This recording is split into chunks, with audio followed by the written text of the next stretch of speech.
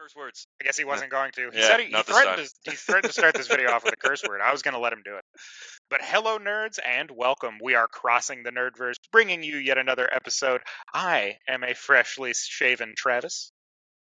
I'm joined as always by unapologetic about it too. I was trying to scare my baby. It didn't work. But I digress. Aside from causing childhood trauma, I'm joined by my fantastic co-hosts Eric and Ryan, and today we're going to talk about the robots. Of course, continuing our foray into the Xenos and sometimes lesser-known groups of 40K. Mostly just staying away from the Space Marines because those have been done to death. And I guess it's hard to call Necrons a lesser-known faction.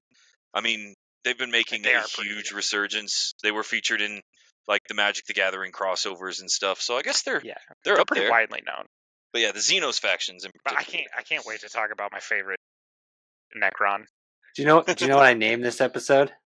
Oh, what did we name this episode? Necrons. Unkillable Evil. They're not evil. We're just on their lawn.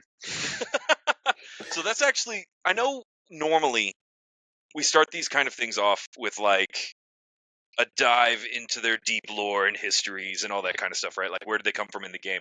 This is one that I think we should break that up. I think it would be kind of fun to talk about where they came from or where they started, I suppose. Space. As far as in our universe, as far as the game is concerned, right? Because they weren't always anything like they are now.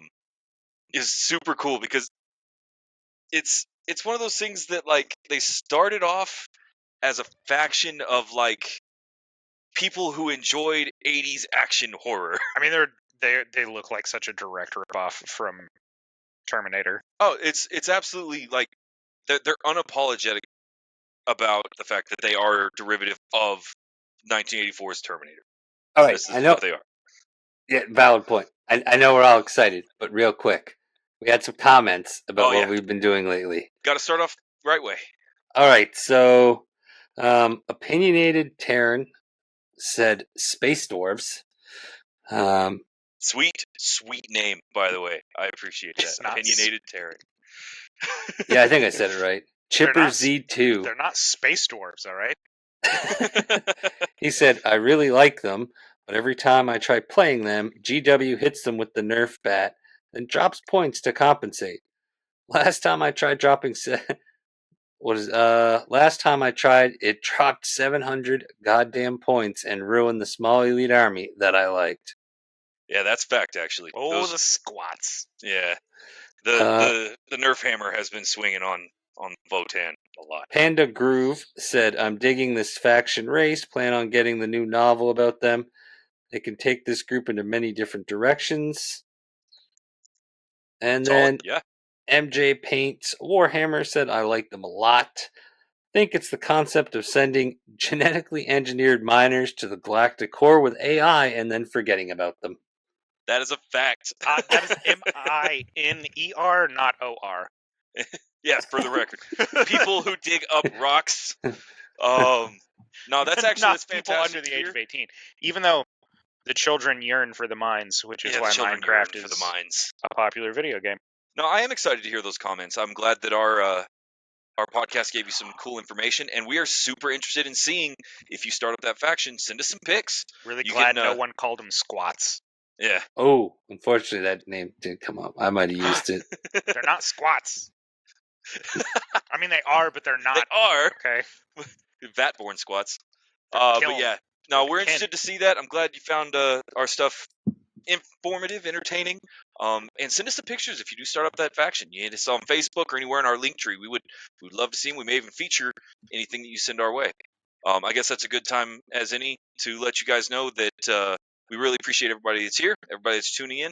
We desperately appreciate everyone that gives us comments and things to talk about. As you've seen, we frequently take the best comments featured at the beginning of the show. And so if you want to see your comment get featured in the show, give us some interaction, give us a like, leave us on mute in the background. YouTube's dollars spend as well as yours do. So, but yeah, no, I'm glad to see some engagement on the Votann. I think they were a good episode. I really enjoyed that one. Yeah, a lot of people are liking our shorts and different stuff we've done in regards to the more Warhammer-y stuff. Well, I know the Votan really got on our radar because they're not on the radar, right? Like, we picked them because very few people know about them or understand anything about them or what they do. Today's robots are not that way. So to get back into it, I guess, yeah, these are directly a tie-in to 1984 Terminator, right? Like, it's what they were. And effectively, they fit this role really nicely because when they were designing the Necrons, and these are for everybody that's interested in the faction, right? Here's your breakdown. When the Necrons were being designed, they were inspired heavily by Terminator, and they wanted an army in 40K to fit that kind of undead, zombie skeleton horde, classic necromancy, but in space. And that's how we got the Necrons. And the story they wrote to explain why they are that way, I think, is one of my favorite in the entire game. And I think the fun part about this is I'm going to harken back to our Orcs episode, because I said in the Orcs episode that the Orcs are responsible for basically the way the galaxy is. And that is true. Yeah. But the Necrons are responsible for why the Orcs are the way they are. And so I'm the really... Necrons are responsible for why the Orcs exist at all. Yeah, at all. So I'm excited to get into that. But yeah, no, they really are their Terminator. Straight I still up. don't understand why you're calling them evil. Technically, we're in their yard. But yeah, their core mechanics in the game and the way that they work, I think, really kind of explain that, because their most noticeable and most, I guess, iconic ability in the game is called Reanimation Protocol. And that's if you kill them, they just put themselves back together and stand back up. Very reminiscent to the Terminator movies, obviously, when he powers back up and keeps chasing after Sarah Connor. So yeah, they did. Their development has been really great as far as the lore goes, getting more expansive, because they did just start off as these like mindless, like they were chump nobodies. Robots, yeah, and they have gotten much better. Well, and Warhammer 40K, a lot of people don't seem to grasp this concept, so I'm just going to put it on the table right now. Firstly, same disclaimer I give you on every 40K episode. Guys, 40K is a huge universe. It's been around for like 50 bajillion years. And there are a plethora of things that are contradictory and retconned and changed, and that's the nature of the game. So yes, everything we talk about in this episode is going to be as true as we can hopefully make it, but the game itself lacks canon. Like, everything and nothing is canon. When everybody's super, nobody is.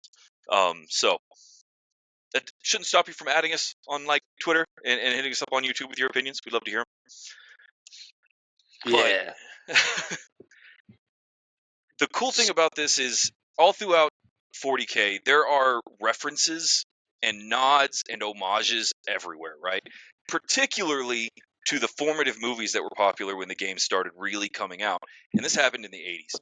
Like, there is straight up a model for the Imperial Guard named Sly Marbo, which is definitely not Sly Rambo misspelled based off of Sylvester Stallone at all. No, sir. And so the game's full of references like that. And the Necrons are a really good example of how they dropped a few of these into, I think it was a White Dwarf magazine for their initial model release, to serve as like these Terminators for specialist games and small scale stuff. And they developed into a full-blown faction that is one of the most popular Xenos factions, if not the most popular Xenos faction in the game. Oh, I don't know, man. Orcs and Eldari are both pretty... Now, I know that the Necrons got the Eldari beat, at least on the American side of things. I don't know what it's like across the pond, but... We'll have to ask the dudes on the Orcs and see what... Yeah, I don't know about the Orcs, because the Orcs got a lot of people. Yeah, I don't know if anybody's going to top a Xenos army of the Orcs, unless it's the Tyranid. Oh, it could be Tyranid. Actually, we're not going to talk about this one because there's been a lot of like spotlight on Tyranids recently. So, in fact, given the highlight, especially from Space Marine 2, I bet you Tyranid have the gold crown right now. They're really high in the tournament meta. Which is always directly related to popularity. In case anyone was wondering. In case anybody's wondering, the higher they are in the tournament meta, the more gets sold. Yeah, it's weird how that works. I've watched people walk into the game shop and sell their army when the new codex comes out and just start a whole new army. It's so bizarre to me. Yeah, there's a lot of people that do that. But I digress. So the Necrons, that's your basic overview of the Necrons as a gloss, right? They are creepy space undead robots that are trying to kill you. That's their whole shtick. That's all they do. And Travis is right. The reason they do it is because you're on their lawn. Yeah. So now let's how would you feel if you woke up and someone just built a gigantic, like, citywide cathedral? Right in your backyard. Right in your backyard. I mean, if they paid taxes, I'd be okay with it. It's a cathedral. They don't pay taxes. It's the Emperor Man. They're like, oh, Xenos, die. Xenos bad. Yeah. Well, and here's the kicker. With the exception of a few, I get why the Imperium is it's such at odds with a lot of these Xenos races, right? Because the Xenos races are at odds with everybody. The Tyranid will eat everybody. It kind of puts them at odds with everybody. The Necrons will kill everybody. Puts them at odds with everybody. And so it's that kind of vibe. Like, their motivations are very, very simplistic and pure. They really are. They want you off their lawn. And as far as they're considered, the Milky Way galaxy is theirs. And so that was probably one of my favorite memes that ever came out from Warhammer was Gran Torino, the Clint Eastwood movie. Get off my lawn. He pops up and he shoots he was like a chaos demon or something, and the Blood Angels look at him and go, thanks. Or no, it's like he pops up and he shoots one of them. He's like, get off my lawn. Yeah. The Blood Angels are like, thanks. And he looks at them for a minute and goes, get off my lawn. So let's get to, I guess, understanding why the Necrons are everywhere and why you're living in their house. Yeah, just to jump into a brief history of the Necrons. So we have to start with the Catan. Which were a Necron tier. God-level entities that existed at the creation of the universe. Yeah, they ate stars. Necrons made a deal with them. Just to get very brief, the old ones encountered the Necrons. The Necrons were like, oh, these fantastic people will help us not die quickly because their home planet was very close to a very radiation-heavy sun. Let me jump in on that. That's something you got to understand right away, is that the Necron tier, the race that would eventually become the Necrons, that interacted with the Catan, they had a miserable existence. Their little rock of a planet that they had a hard time getting off of was bathed in bad radiation from a dying star that it surrounded, and they were constantly at odds with that. They had initially, I guess, evolved before the star had collapsed into a new state, and when the star did that, they were just kind of screwed. And so on the verge of extinction, they were reaching out desperately to anybody that might keep them alive, that might save them.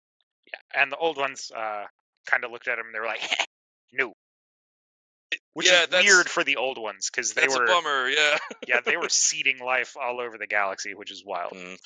So they instead made a deal with the Catan, these sun-eating gods, who viewed the Necron tier as a means to travel about and consume more stars. Long story short, it creates what is called the War in Heaven, which is the old ones. There's the Necrons, which is where you get the Eldari that become widely weaponized and very powerful psychers. You get the Krorks, which would eventually become the Orcs, which are basically the foot soldiers, big heavy fighters.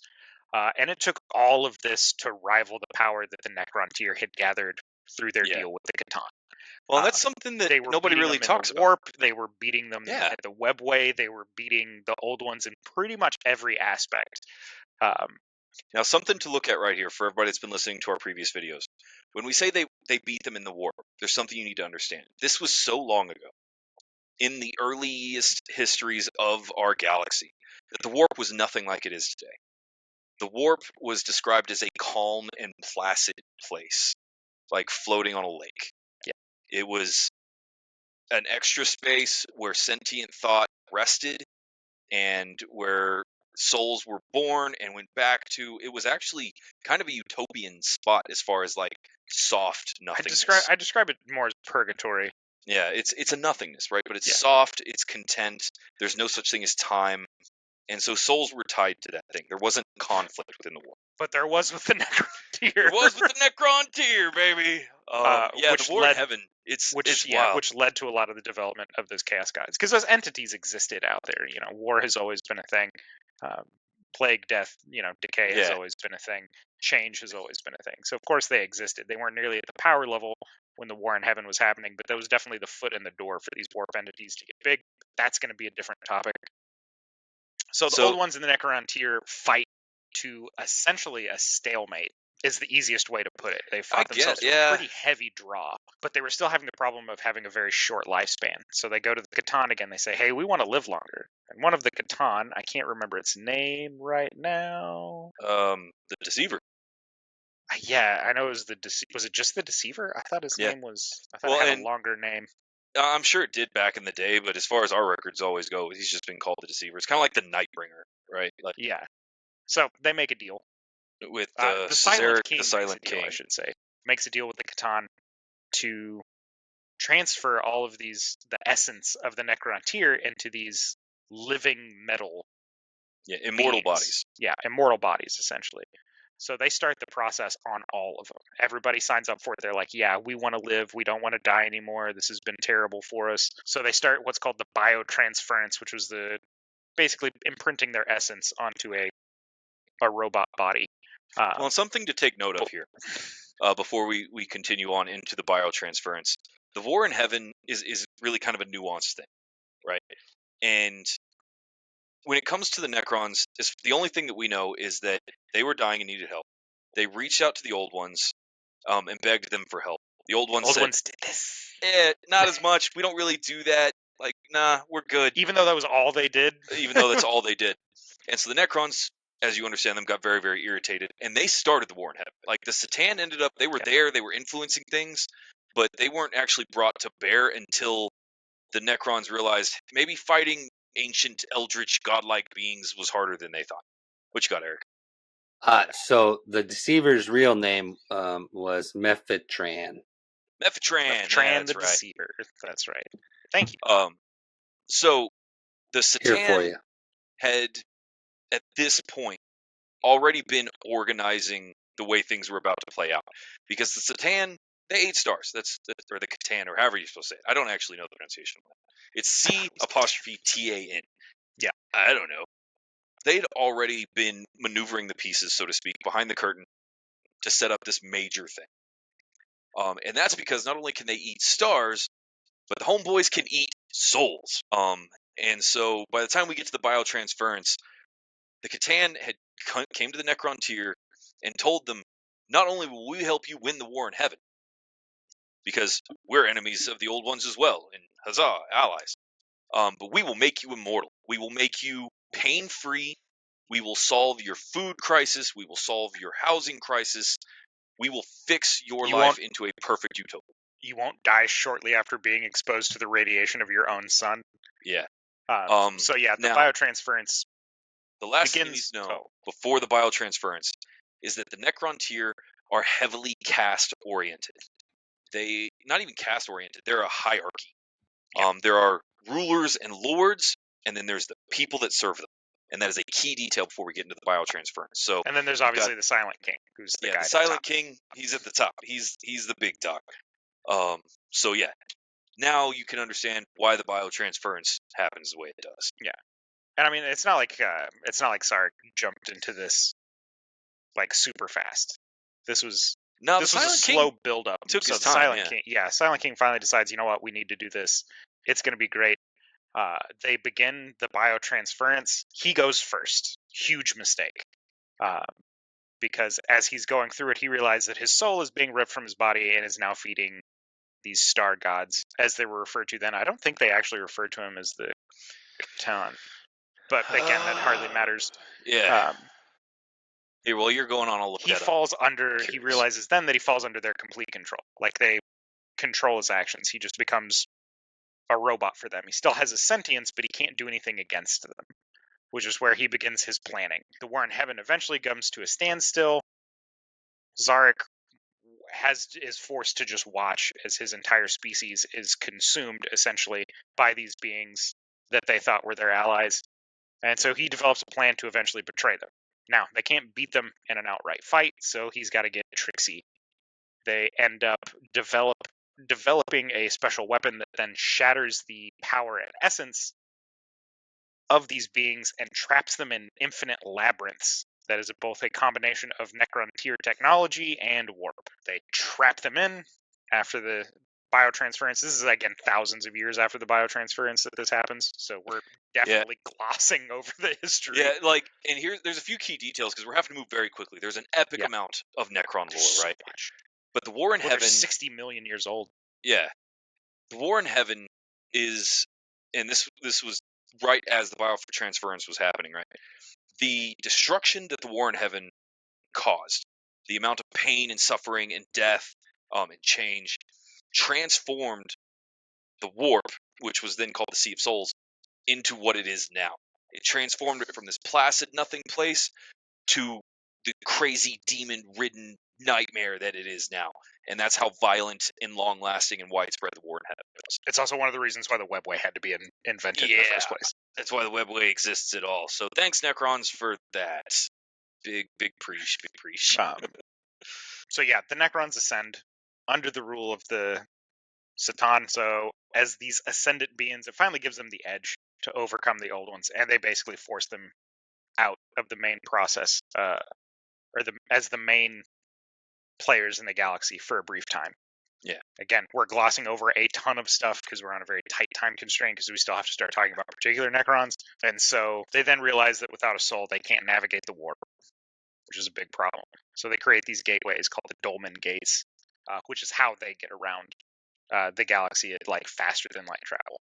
War in Heaven ends. Old ones are practically beaten into submission. The Eldari rebel and finish wiping them out, and then the ones that survive, the supreme warp beings. Yeah, they flee. The Satan. So during the biotransference, the entirety of the Necron tier population got turned into these metallic immortal beings. Right, the entire species. All of their souls, all of that made them who they were, that was eaten by the Catan, and they grew just fat and happy on eating all these people's souls. It was the best source of energy they found. It's better than stars, and they didn't ever tell the Necron tier this before they were officially the Necrons. Yeah. So yeah, they then took up. They were no longer the Necron tier. They became the Necrons. The reason the Necrons eventually did overcome the Catan, I forgot to mention this earlier, was because one of them, their trickster god, called the Laughing God or the Outsider, spilled the beans on how to defeat them, which included himself. He is not immune from this action. Yeah. So Necrons rise up, despite what the Catan thought was going to happen, shatter them into pieces, put them in what's called labyrinths, and now use them as power sources. They will briefly tap into these things to grant themselves massive amounts of power. Or even give themselves, because it's how they then cyclically link to their warp abilities, even though it's not technically. So here's the thing. During the time of the biotransference, after the uprising against the Satan, the crudest way that I could put it is, they woke up, they figured out the Satan couldn't be killed, but they could be broken. And so the Satan were shattered into shards. And those shards are what Travis was talking about. Yeah. And they will use them for all kinds of different stuff. Unlimited power is one of them, which allowed the Necrons to rapidly take what was already a technologically advanced society into the like unimaginable realms of technology that you see in like 80s sci-fi, right? It became eldritch magic. The technology was so advanced that they were bending space and time. They were able to do anything using the technology that they had. And during that, one of the uses of their shards is that they can summon portions of the Satan, of their old gods, like summoning or like using a Pokeball. Like they throw it out there, it pops up, it wreaks some havoc. They put it back in the Pokeball, and they continue with their days. And so, this is only after shattering these beings' existence into like thousands of pieces. So you're talking the smallest bits of these ones are nearly infinite sources of power, which for me was interesting because that means their primary power source and everything that runs their technology, that's them. They used their souls. It's bad soul magic. This rebellion didn't go flawlessly. It's not like they just ambushed. They did ambush the Catan, but it wasn't over instantly. Like this happened again over thousands of year period as they took down each of these Catan or Satan or however you're supposed to pronounce it, one at a time in a coordinated effort. Again, trapping them. What are they? The Tesseract Labyrinth is what they call them. It's where they trap these guys. The shards there. But it didn't give them back what they originally wanted, which was their souls. They wanted their, I guess, humanity is the only way I really know how to define it. It's the access to their souls. It made them, right? Because they still retain their memories. Well, the upper echelon ones retain some aspects of their personality. But they did get freedom, though. That was a nice thing. Like they didn't have to. Some of them did. Here's the way that it worked, right? the highest tier ones, the Pharaons and the Overlords and the Lords and that kind of stuff. Some of You your started minor. Cesaric the Silent King, who was the top. He was the big dog in charge, right? He was King Necron. He basically got to keep everything. He has all of his facilities, But his soul. access, with the exception of his soul. And then every time you take a step down, it gets less and less and less. And so every Necron was built to be entirely subservient and loyal to the Necron above him, because that was the way their society was supposed to work. And so by the time you get down past like some lords and princes and stuff, you start not having much personality. And by the time you get to like even the temple guards, there's no personality there. They're just robots serving the will of their lords and emperors. And by the time you get to warriors, there's nothing left. It's literally a Necron-shaped warbot. And warrior is the only real job that anybody got after that. All of their like menial stuff, like their labor and that kind of thing, is taken care of by actual robots, a semi-sentient AI-driven system called the Canoptic. And so everybody in their race, with the exception of the most influential and wealthy, lost their minds, they lost their souls, they have no concept of time or free will. They are puppets to those at the top. Using their Trapped Satan did give them access to one of their most powerful tools in the entire Necron arsenal, and that is chronomancy. They're one of the few... Time control, baby. Yeah, they're one of the few races in all of 40k that have a rough control over the travel of time. Because again, back to that nod to the Terminator, 1984's time-traveling robot, scary time-traveling robot.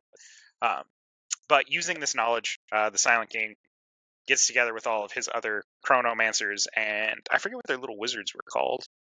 Technomancers, you're right. Technomancers, okay. Yeah. And says, hey, we've got to figure something out. We need to free our people. This was a huge mistake. Yeah, but I don't know what to do. Yeah, I don't know what to do with everyone right now. And they're like, well, we'll put them into the deep sleep. So they literally buried themselves underground and shut everybody off at the same time, and then started a clock.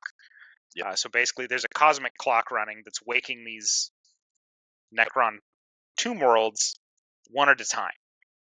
Because Zarek was pretty sure he would have a solution by now.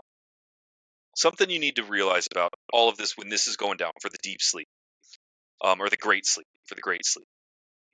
There was a whole bunch of factors that played into this, and the Necrons that got to keep a measure of sentience, they all had different reasons. The earliest lore, and again, this has been modified and retconned by the time you get to modern Necron lore, but the earliest lore is that the Necrons were drunk on victory. They had defeated the old ones. They had defeated the Satan, or the Catan, and that's just going to be an on-running joke for this entire episode, is how to pronounce that word. I really have no idea how it's supposed to be pronounced. GW does weird stuff, because I still say it's Reboot Gilliman and not Reboot. But the original reason for the Great Sleep was because they wanted the entire galaxy, and they were trying to figure out the most efficient method for conquering the galaxy and getting all of their territory back that they believed they owned. Like, their conviction on the fact that they are masters of the Milky Way galaxy is absolute. And so how do you get rid of all the rats in the basement? And so they crunched a whole bunch of numbers and figured out the most efficient method is to effectively, I'm going to say go into stasis, but that's not it, because their bodies can't age or do anything. Yeah. They're just going to go to sleep. And like Travis said, they're going to start a clock, and we'll set it for 65 million years-ish. And by the time we wake up, everybody else will have died off, and we can have the galaxy to ourselves. They didn't bother to coordinate their clocks, and like all good machines, there are glitches and malfunctions. Some people's watches run faster than others. Yeah, right. Nobody did a watch hack before all of this started. But yeah, the Silent King, Cesaric, when everybody went to the Great Sleep, he then got in his chair, which that's his whole spaceship, is just a chair, because he doesn't need to breathe or worry about it. It's not like he's going to run out of oxygen. And he went off to the interstellar void of space. No stars, no nothing. And he was going to contemplate the problem. He was going to solve biotransference to get his people, their bodies and their souls back, despite the fact his chair was literally running on souls.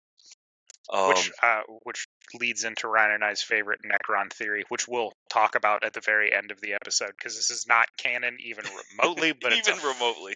fun theory that Ryan and I have. So yeah, But yeah, and that kind of covers them before the Great Sleep. Now, the only thing you need to know about after the Great Sleep is that everything they screwed around with the Eldar and the Orcs and all the everything else, they just slept through the rest of the history and didn't start waking up until like the 32nd millennium, something like that. Partway through the Great Crusade. Yeah, and so they slept through the entire development of the majority of the galaxy, the evolutionary development of most of the galaxy, and there were certain tomb worlds that started waking up from the Great Sleep because of all kinds of different stuff. When you're dealing with 60 million years, like Mars. Yeah, like Mars, for example. All kinds of stuff can happen, right? There were entire Necron dynasties lost because the planets they put themselves in were enveloped by stars or had a celestial collision with a different planet that broke it apart. Or the giant warp rift that opened up when the Eldari created Slaanesh. Yeah, so a large portion, I'm not going to say a large portion, but a portion of Necrons just kind of died due to the attrition of time, due to entropy itself, right? Yeah, some of them never can be powered up again because their whatever power source was keeping them alive failed. Yeah, and again, their technology, as much as it looks like magic, especially to us, it's still technology. It's still like if any little bitty thing is wrong, it can cause cascade failure. Yeah. And so by the time they start getting around to what they call the Awakening, actually it was the 41st millennium. I did not realize that. That was the Great Awakening. That's when a lot of them started. But during the Age of Apostasy. Yeah. The Great Crusade is when they started. The 30th millennium. So a lot of them woke up early. Some of them are actually still asleep to this day. And there were two things that kind of went wrong in the Necrons in the interim. So as you can imagine, their new bodies, they don't do anything like our bodies do. They don't even have like moving parts when they speak. They speak entirely through a networked consciousness. They're an entirely silent species. They just communicate. I guess telepathically is the best way to put it, but they use the internet. Wi-Fi. And, yeah. They had 5G. Glitches. That's what they're turning us into with our cell phones. 5Gs. We're all becoming Necrons. But they ended up having two glitches in the Matrix, as it were, that really messed them up. The first one is the Reaper virus? Is that what it's called? I think it was the Enslaver virus. The Enslaver virus? Anyway, Necrons' minds started going insane because they started realizing they weren't breathing or eating. And so the mind kind of rebelled about that and wants them to breathe and eat. And they can't because their bodies don't do that. And so they go batshit crazy and have cascade failure. And we'll start, man, I guess we got to talk about what necrodermis is in order to continue. It's living metal. Yeah, it's living metal. It's what their body's made out of. It's basically nanite programmable matter. And it's reactive, which is how the Necrons go about healing themselves, which is why you can shoot a Necron and he instantly just gets better. It's because biometal just reforms whatever was damaged. So they lose a little bit of mass from whatever material was completely destroyed, and then they just transfer it from someplace else. So, like, you shoot one in the chest, and its shoulder pauldron will get a little thinner as it moves more material to the center. And they reach a critical point where if the body takes a catastrophic horizon of damage, it'll just teleport them back to a facility to re-up them. Yeah. I used to be a major mechanic back in 6th edition, actually. So I've played Necrons for years and years. And back in the day, if my army got down to, I think it was 25%, where I had 25% or less on the board after a particular turn, I auto-lost as my army teleported out. But I digress. So yeah, the flayed ones, they are the ones that succumb to this virus. They go crazy trying to eat, and their body starts adapting in order to try to solve that problem. So they get these crazy long flensing knives on their fingers, and they use that to carve the flesh off of other things and put it on their body in an attempt to replace their own. And then you get the Destroyer virus. And the Destroyer virus is the opposite. It's when all memory of being an organic entity is purged. Yeah. And instead you turn your body into a more and more efficient machine. Yes. And which is more static metal as opposed to living metal. Yeah. And making yourself more specialized for a particular form. In 40K, because it's a war game, that happens to be war. And so you get a lot of they float around on skimmer bodies and get bigger and bigger guns, and yeah. So they started malfunctioning, and that all came to a head during the Awakening. Yes. And you got to remember, for several editions and for several years, the Silent King was not a thing. As far as we all knew, he GTFO'd. Nobody really understood where he was or what he was doing. They know he left because he was sad about biotransference. And you go someplace quiet and think. I get it. Yeah, I understand. That was it. Yeah. And it wasn't until recent editions that he came back, and he came back in a big way, and he was scared of one thing. He came back, he never solved the problem of biotransference, but he was scared of one thing. It was the Tyranid. It's the Tyranids. And there's some debate on whether he's scared of the Tyranid or whatever the Tyranid are running away from, because that's still a whole thing. My theory is that the Tyranid ate whatever is in their other galaxy and then hit the road. Yeah. I don't think they're being chased by anything. I think they were like, well, there's nothing left to eat here. But yeah, that takes on the whole point of the Skynet kind of aspect, or I guess any real sci-fi AI goes bad aspect is you have synthetic life rebelling and fearful of organic life. Yep. And so Zarek came back and started mass awakenings in order to combat the Tyranid. And so that's why all the Necron are getting up right now. Some of them woke up early because stuff happened that necessitated the canoptic protocols would wake them up. Yep. Like a whole bunch of idiot engineer priests delving into Mars. Yeah. By the way, Void Dragon, pretty sure it's a Catan or Catan or whatever. So that's actually, here's the cool part. Big lore drop for anybody that's listening. This is major 40K spoilers. The Void Dragon, one of the biggest and most powerful Catan ever I guess used by the Necrons, is the Omnissiah. It's the actual religious entity that they have confused for the Emperor. It's the Void Dragon. They don't know that. And if they do, they are hiding it really, really well. But yeah, they found the Void Dragon and a whole Necron complex in Mars, and it led them into what they are now.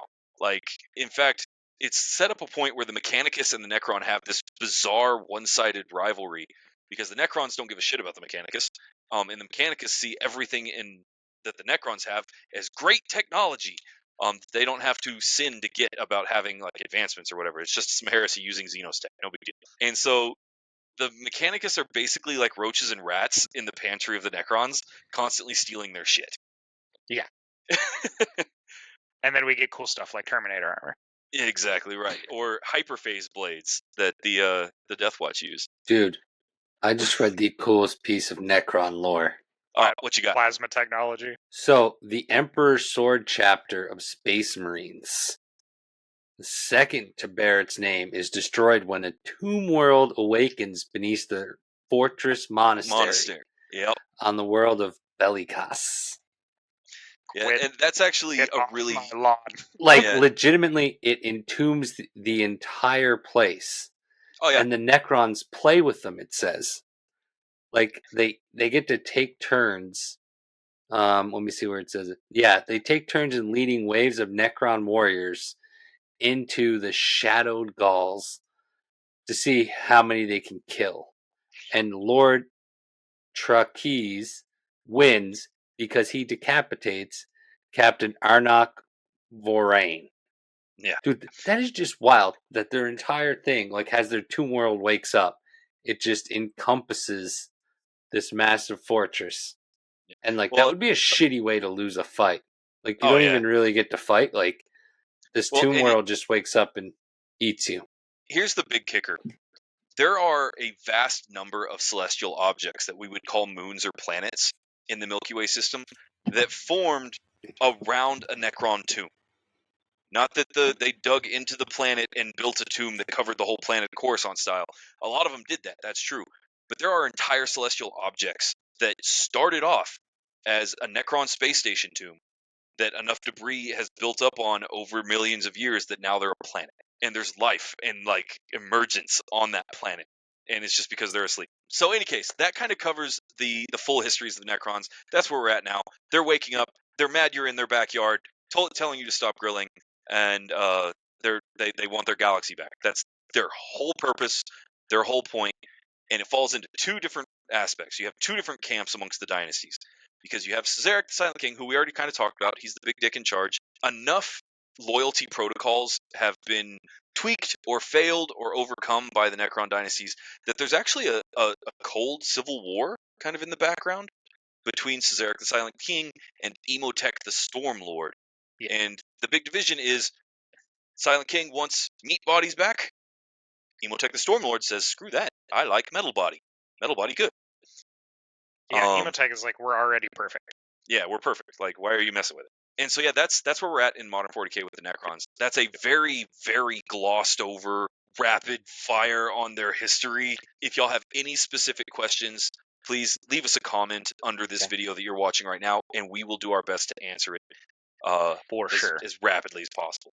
Yeah. But now we get to the part that I know Travis has been chomping at the bit for, and that's all of the dramatic persona of the Necrons. Now, anybody that plays Magic the Gathering that happened to pick up the Necron deck from Magic the Gathering already knows that there are a plethora of named individuals that have made it a place for themselves in Necron history. Some of them are really, really cool. Some of them are downright terrifying. Some of them are now eldritch entities into themselves. So we talked about Silent King. Travis, where do you want to start with dramatic persona? Oh, dude, I have to talk about Trazyn the Infinite, man. Trazyn the Collector. He's just the best Necron. He's Ultron with brief synopsis of who Trazyn the Infinite is. He woke up, relatively speaking, almost instantly. Yeah, he was awake very, very early. He was a middling level, as far as their caste system goes, Necron. Was, however, in life, before the biotransference, was extremely intelligent. Well, he decides, if I'm going to live forever, I'm going to have all the coolest shit. And so he goes to a whole bunch of other tomb worlds he knows exist, pokes their little protocols. He goes, okay, I need a couple of you people from here. I need a couple of you people from here. Just enough to not set off those little Noptic alarms to wake up the whole planet. I just need 3 here. I need 4 here. I need these 2 guys from this planet.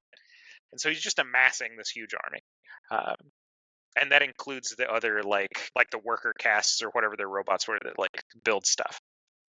And so he's like, I need a Technomancer. Gets a couple of Technomancers, gets a couple of Chronomancers, learns from them, again, becoming more intelligent and more powerful and gaining more free will as it goes because he's manipulating his own protocols. Eventually becomes super powerful. I would put him not quite to the level of, like, Zarek and Emotech, but he's up there. He's up there. He's potent. He can fling some weight. Well, and I think it's more because intelligence as opposed to any just real raw power. Trazyn is way smarter than every other Necron. Here's the thing. He really is.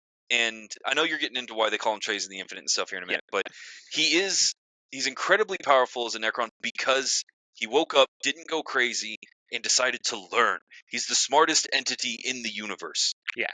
In my opinion, at least. Like I think this dude and the power he wields is, I would say, rival that of the Emperor itself. Like, he's crazy. Yeah. He's got such a good grasp of how their, like, chronomancy works, that he creates. And again, this puts me in the theory that this is a shared technology, given the fact that his preservation and stasis fields are just as good as the one the Emperor of Mankind used.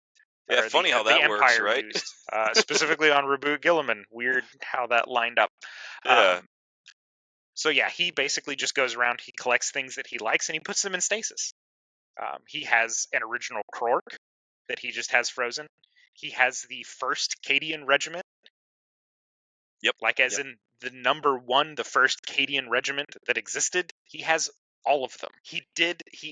They're not all originals, though. He would take some to fill out the display. Well, the Inquisition sent an entire, like, Cadian shock troop force after him one time, and he captured all of them and used them to replace some of his more worn out pieces. He was actually quite thankful. He sent a letter back to the Inquisition, thanking them for their donation to his museum, because if you're going to be the big dick in the locker room, you might as well be the big dick in the locker room, you know? Yep. That was a wildly inappropriate reference, but it is what it is. Oh, no, let me do this, actually. So I'm looking at a list of things that we have confirmed in his collection, and there's a few of them that I just want to highlight. most notably for me, like he's got a whole bunch of stuff, but there are a few, like an exhibit labeled "The Last Stand of Ursarkar Creed," which in the current lore is what everybody's looking for. They really want Creed back. He's the Lord Castellan of Cadia, leader of the Eighth, and they really want him back. And then we get Raven Guard and Salamander contingents battling on Istvan 5. Yep. Salamanders thought lost during the Clovian disaster. Inquisitor Greyfax and her retinue. Yep. The Spear of Vulcan. The Spear of Vulcan, yeah. The Bride of the Emperor. A mysteriously large space marine. Yeah. Hereby unidentified. I also have a theory on that, and I'm going to get into it right away.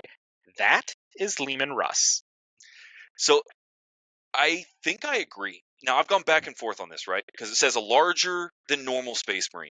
It's got to be Russ. Now, when I first read that, when I was reading the novel, anybody interested in deep diving on Trays in the Infinite, there's a novel called The Infinite and the Divine, which is going to get into one of my favorites here in a minute. But for the longest time, I really think that both Vulcan and Leman Russ are trapped in here. I think Trajan's got it. I mean, solid chance. Because again, yeah. It's only ever described as a larger than normal space marine in very resplendent armor, and all of that to me just screams Primarch. So well, and he's got stuff that's happening right now. Like he has not stopped adding to this collection. No, he's got the Ultramarines Primaris Lieutenant Marcus Castus is in there. Yeah, like he has. Again, he just has so much stuff. So where are they on his ship? So he inhabits his own dimensional space that he built. Yep. He built his own pocket of time and space. Yeah. And he curates it like a museum. And so he's that guy. He's that undead stereotype where he has survived for 60 million years. He's learned everything he possibly can. And now he's not going crazy because he's collecting key bits of history. And he does this by literally taking slices of space and time and curating them in a museum. Yeah. And his museum is also in the form of a labyrinth. So if you ever invade his museum, you eventually just become an exhibit. There are very few things that are noted as escaped. In fact, the only one on the list that I can see that is a successful escape is Inquisitor Greyfax and her retinue. And I think we can all agree that wasn't an escape. He let them out to see what would happen. 100% let him out. Wow.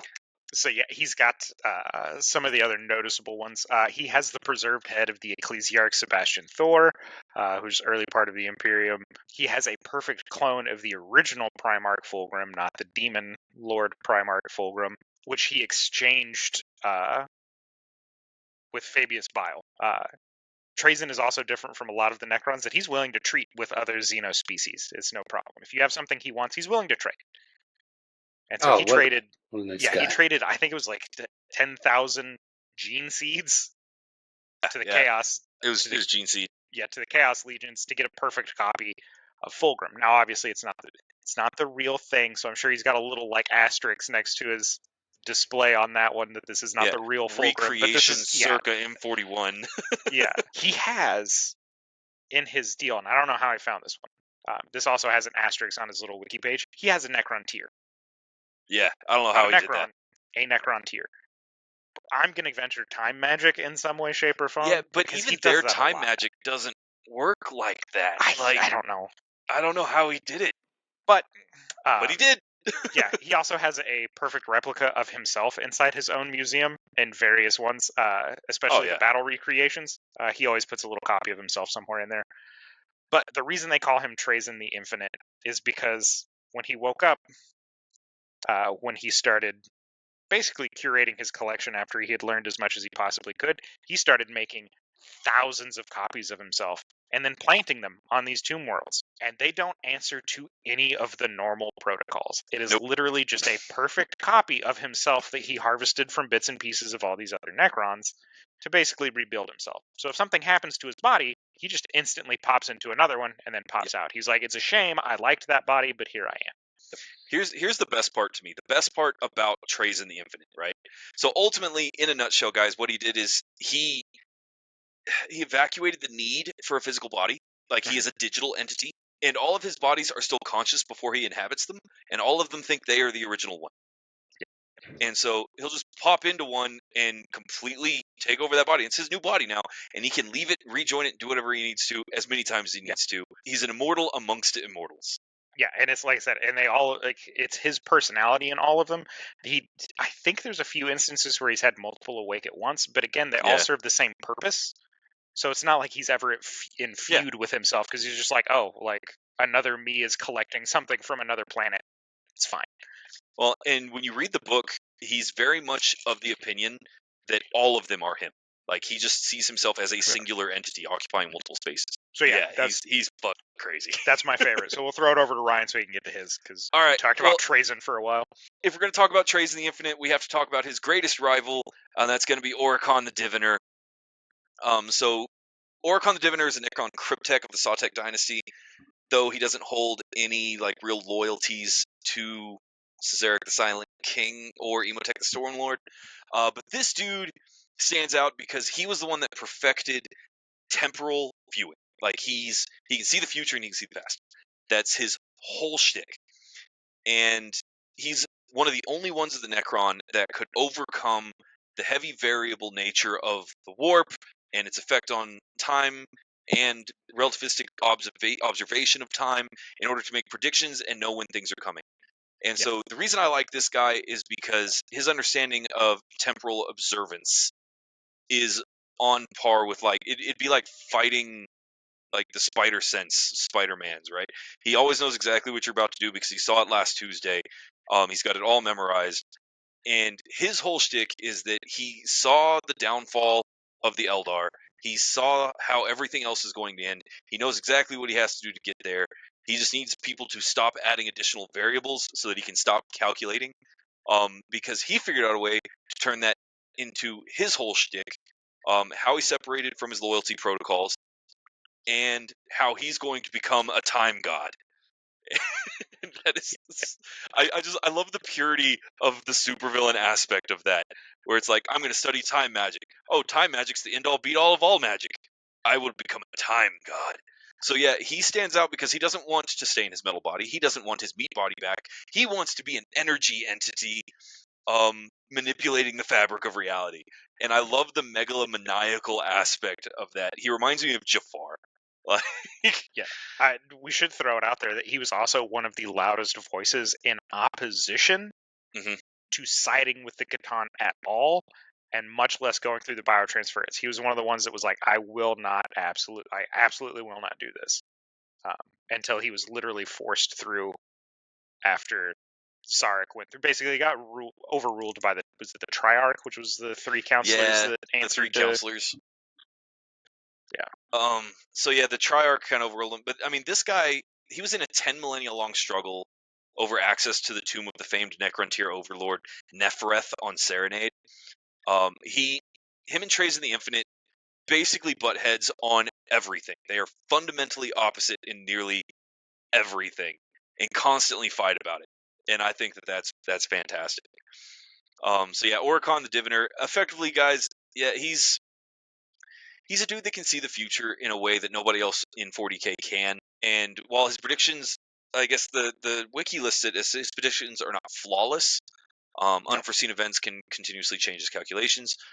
Warp travel is one of these things because time doesn't pass right in the warp.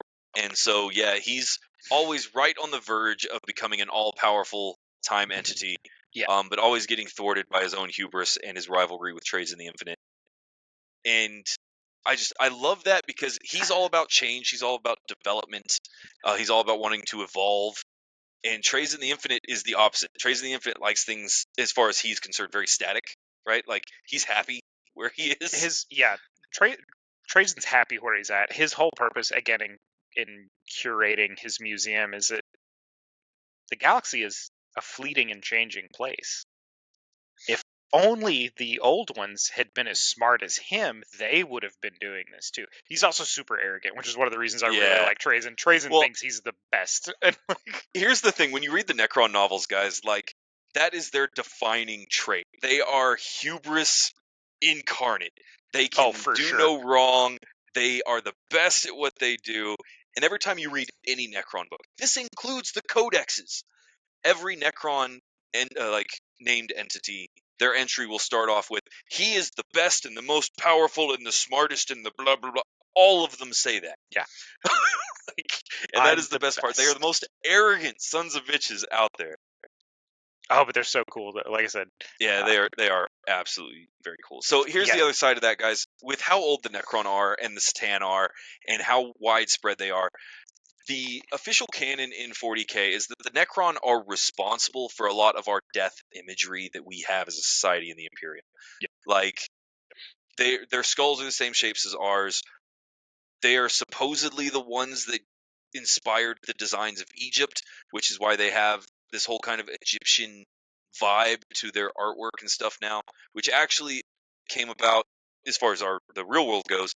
The Necrons transformed from being straight up T-100 or T-800 Terminators to having this really Egyptian theme because the Tomb Kings needed a place to be. They wanted Tomb Kings in space. And so the Necrons just kind of fit for that, and they changed the fluff to be like, yeah, they're not inspired by Egypt. Egypt was inspired by them.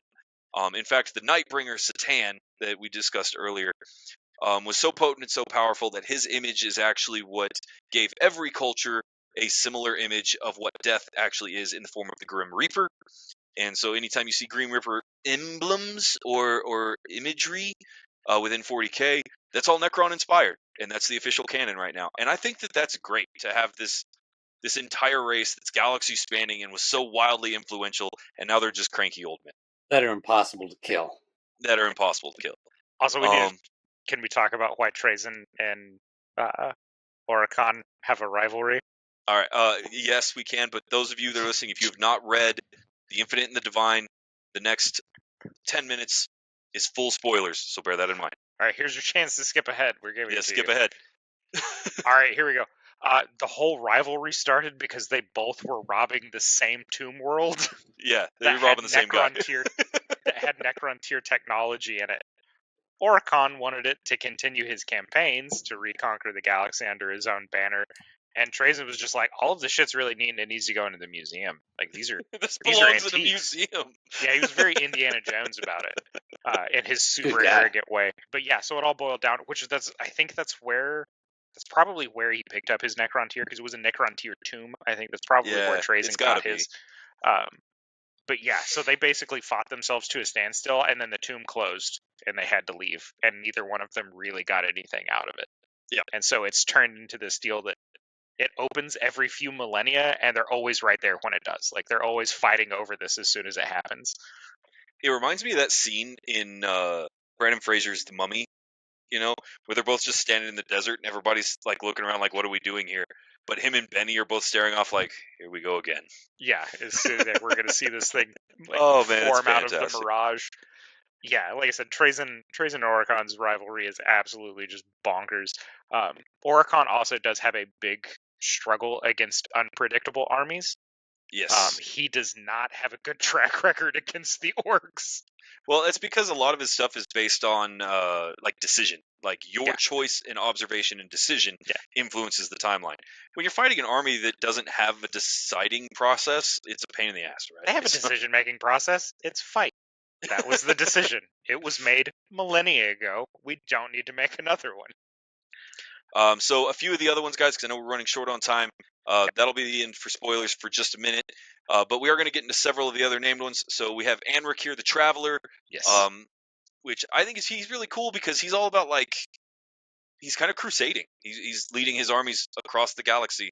And I kind of respect the simplicity of it. I know I've said that a lot talking about the Necron, but I do. I think it's neat. Yeah. He's definitely trying to I think he's trying to. Is he the one trying to recreate the Triarch? I believe so. I know he's trying to capture a bunch of territory. He's got the Purian Eternals with him. Yeah. Anyway, he's conquering land, which it just that seems so annoyingly small to me when you're an infinite immortal race, right? It's like I want another planet.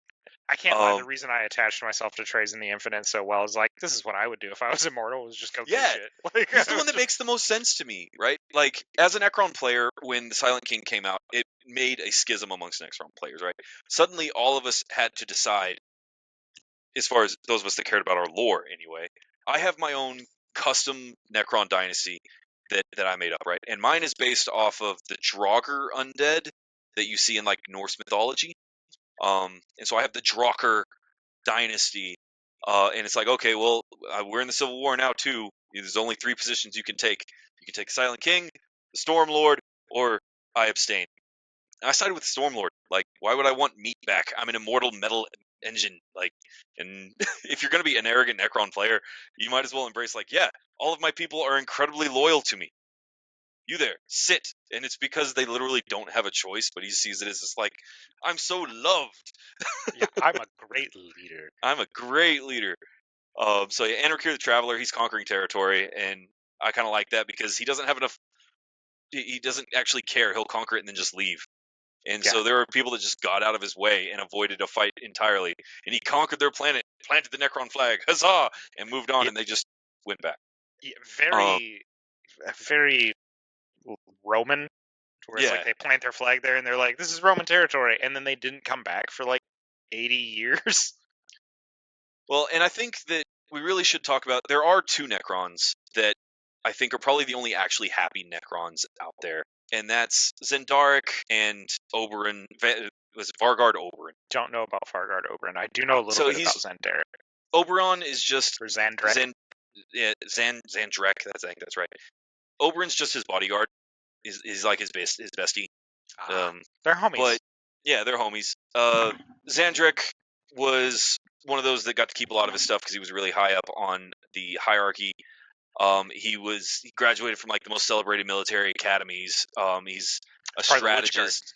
Yeah, Zendrick went crazy while he was asleep. Happens to the best of us. He believes wholeheartedly that the biotransference didn't happen. He believes he is a flesh and bone thing.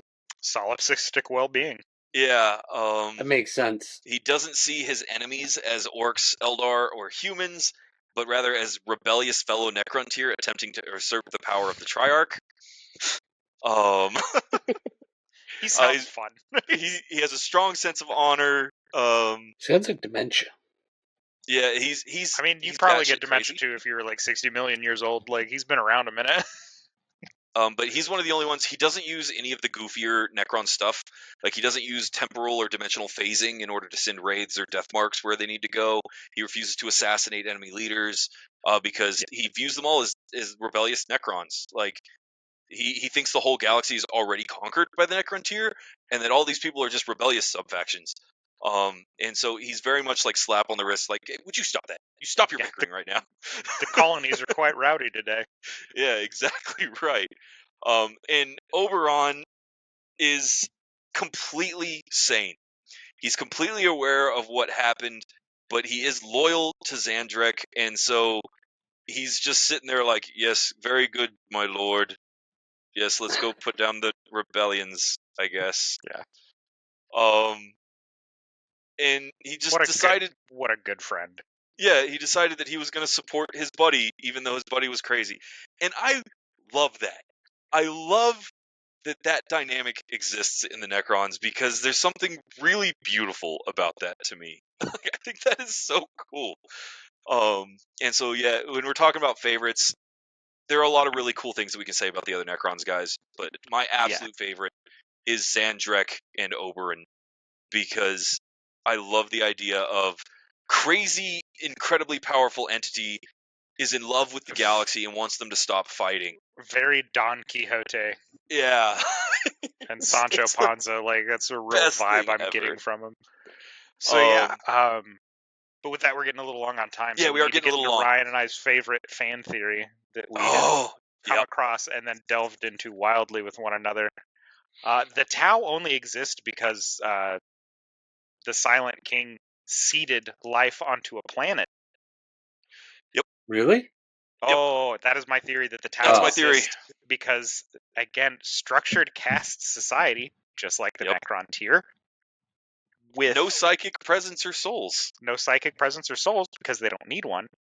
So it's very easy to just occupy their body if you could find a way to reverse the biotransference, because there would be nothing to put into the metal body. So they could technically keep these as fighting robots. Yeah. And they would have flesh and blood bodies back. And so he stole Old One technology for seeding life on worlds and created the Tau. The Tau also surprisingly very advanced, technologically speaking, and they even though they're the youngest galaxy, or youngest race in the galaxy. The warp. Yep. No, I wholeheartedly agree with this. I really think the Tau were created to be new Necron. Yep. Even how they manage things with their hierarchy of like the caste system, pheromones, and the caste system, to where those higher up in the caste system use their like pheromone abilities or whatever to control the lower castes. I was like, I'm getting a real Necron tier vibe from all of this. Yep. And it does explain what he was doing for a very long time until he came across the Tyranids and was like, oh shit, this plan may have to be abandoned until we stop this, because this is a huge problem. Yeah. Also, speaking of Tyranid, Trazyn has an entire hive fleet. Yep. Yeah, an entire hive fleet. Like, I can't. How do you put that? A hive fleet prime ship would fit in the solar system. Yeah, like they're huge. But yeah, guys, we are getting long on time, so I am going to take this moment. If you listen to this far into the episode, obviously you're liking what you're hearing, or at least you have a serious opinion on what you're hearing. And so I'm going to encourage you to hit that like, hit that follow button, tell your friends about us, because all us nerds need to stick together, particularly in times like these. And if you disagree or have information that maybe we're lacking, give us a comment. Hit us up on wherever you're watching this video and let us know what you think and what you found, and we'll look into it. And your comment may be featured on the next episode. But yeah, guys, as far as before we get into the actual rollout, that is the Necron in a nutshell. They are an immortal undead race of living robots that are trying to conquer the galaxy because they owned it once and they want it back. They're incredibly arrogant and varied and have distinct personalities that I find quite enjoyable, and I think are one of the best Xenos factions in 40K. So if you want creepy Egyptian robots and an army that can just stand back up from getting killed, maybe the Necrons are for you. Last little bit. It's a fun fact for Ryan. He's going to hate this.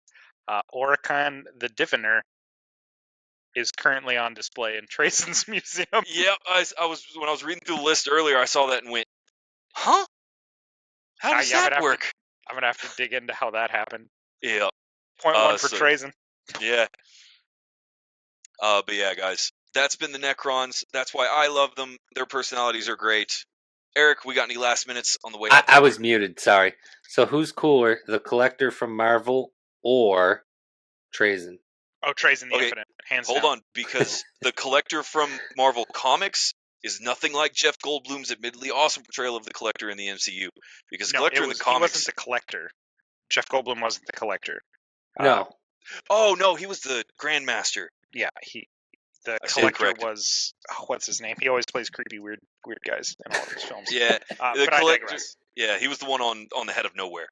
Trazyn has a much more keenly preserved, well protected, and expansive collection than the Collector, but same vibe. So very similar vibe. But Collector is Howard the Duck. I didn't hear Trazyn have anything as cool as Howard the Duck. He's got a talking head of a space marine that doesn't know it's dead. Primarch. Yeah, 2 of them probably. Yeah, potentially Howard 2 of them. Howard the Duck. A Necron tier that were thought to be extinct. A Tyranid hive fleet. Travis, roll us out of here before we get to Howard the Duck. Did you see who Howard the Duck hooked up with in his movie? I'm not seeing the Primarchs hook up with anyone like that. Just saying. Howard the Duck. That drive is gone. I digress. This is going to wrap this episode to a close. Don't forget to like, follow, subscribe, share, all those fun things. This has been us talking about 40K. This is going to wrap up our month because next week is Thanksgiving. We will be taking a week off to spend time with our families. So be sure to join us for the month of December. We will announce what our topic for that month is going to be upcoming. So yeah. And with that, we've been crossing the Nerdverse. Thanks for joining us, and we'll catch you next time. See you guys. Necrons.